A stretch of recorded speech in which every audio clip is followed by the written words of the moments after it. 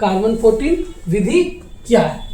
इस क्वेश्चन को ऐसे भी पूछ सकता है, कार्बन 14 विधि से आप क्या समझते हैं, या कार्बन 14 विधि पर एक टिप्पणी लिखे। इसको किसी तरह भी घुमा घुमा करके क्वेश्चन पूछता है। तो आपका आंसर क्या होगा?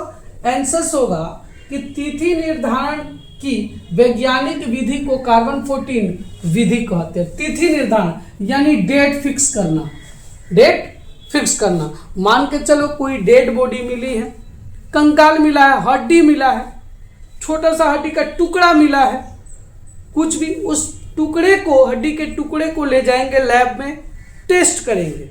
टेस्ट से ये बता देंगे कि वो हड्डी जो है वो किसका है, ये भी बता देंगे मेल है कि फीमेल का है, किसी जानवर का है कि पशु पंछी का है, ये सब हम लोग बता देंगे। ठीक है, और ये भी बता देंगे कि यह जो जानवर का है या यह व्यक्ति का है, वो व्यक्ति कितने वर्ष पहले मरा है, ये भी हम लोग पता इस विधि द्वारा लगा सकते हैं। अब ये काम कैसे करता है थोड़ा ध्यान से समझेंगे। अब इस विधि के अनुसार किसी भी जीवित वस्तु में C12 यानी C12 और C14 यानी कार्बन 14 समान मात्रा में पाया जाता है। हम लोग अभी जीवित हैं, हम लोगों में C12 और C14 दोनों सेम रेशियो में है। ठीक है, दोनों सेम मात्रा में मौजूद है, अभी जीवित है तो।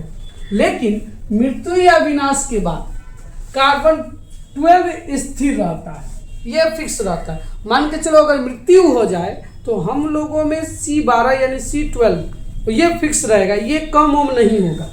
लेकिन जैसे जैसे समय बीतेगा, जैसे जैसे वर्ष बीतेंगे, कार्बन 14 घटने लगता है, घटने लगता है। यहाँ पे है छूट गया है, घटने लगता है।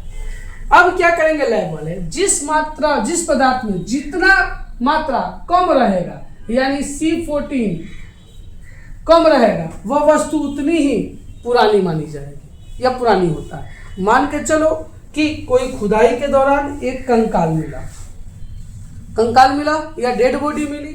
अब उस डेड बॉडी या कंकाल को ले जाकर के लैब में टेस्ट करेंगे।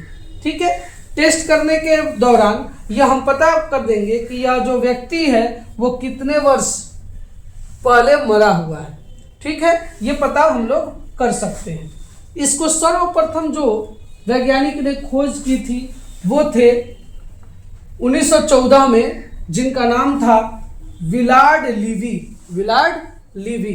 ये शिकागो विश्वविद्यालय के क्या थे, प्रोफेसर भी थे। इन्होंने ही इस विधि की खोज की थी। ठीक है, तो आपने ये ध्यान पूर्वक या समझ गए होंगे आप कि कार्बन 14 विधि कहते किसे हैं।